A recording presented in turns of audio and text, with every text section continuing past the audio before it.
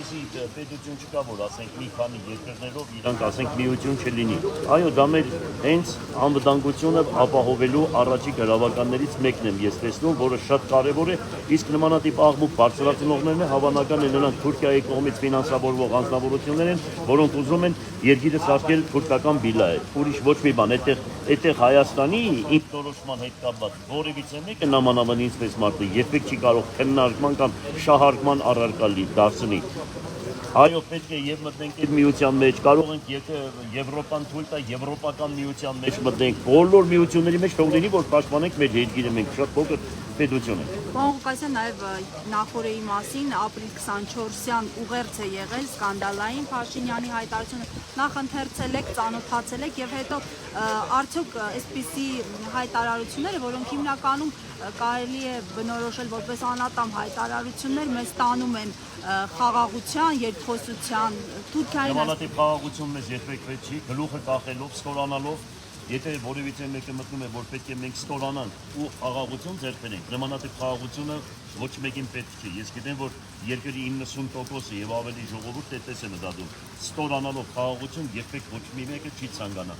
Մենք դրան դեմ ենք լինելու միանշանակ, ես ճիշտ ասեմ չեմ ծանոթացել, որ ծանոթացել եմ խոսքի բառը։ Պարոն Ղուկասյան, դա վերադառնալով այս դատական նիստերին, արդյոք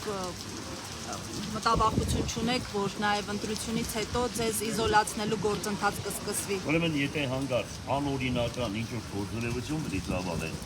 դե խայտարակվեն կդառնան, ես չգիտեմ Պլենդուզի մակարդակին չէ, հիմա Պլենդուզից կիջնեն, ես չգիտեմ ուր կհասնեն։ Եթե սա իրանք ծերեն չէ, թողանեն։ Ես այդպիսի գործ չեմ արել, մենք այդպիսի բան հող հատկացում ու մարդիկ բնական անկառուցել, կենսասպասարկման օբյեկտներ կառուցել են տվել, երկրաշարժից հետո սա Երևանը չէ, դա Գյումրին է։ 90% շենքշինությունները քանդված է եղել եւ բնական անկառուցությունը մեզ համար ամենաառաջնային խնդիրներից մեկն է։ Եթե դրա համար ինձ պետք է օրինակ ինչ-որ մի բան անեն, թողանեն, ոնց ուզում են թողանեն։ Հետո կոնսենս չի մնա, կփոփոխվեն, իրենք էլ կգնան, հետո դրանից հետո իրանք որոշումները պետք է համար պատասխան տան։ Ո՞վ մեզ վրա աշխարհը չոփով ծածկած չի հանգիստ։ Պարոն Ղուկասյան, մեկը Նիկոլ Փաշինյանը անընդունելի է, ոչինչ, անընդունելի է համարում Ադրբեջանի եւ Թուրքիայի դրոշ վառելը։ Օրինակ, դուք ինչ կարծիք ունեք այս ամենի հետ կապված։ Ադրբեջանի եւ Թուրքիայի դրոշ վառելը, նրանք ամեն օր այնտեղ մեր դրոշները վառում են հարսանիքների ժամանակ հայկական դրոշը կեդենների վրա է։ Մի անգամ չտեսանք, որ ինքը այնտեղ բարձրաձայներ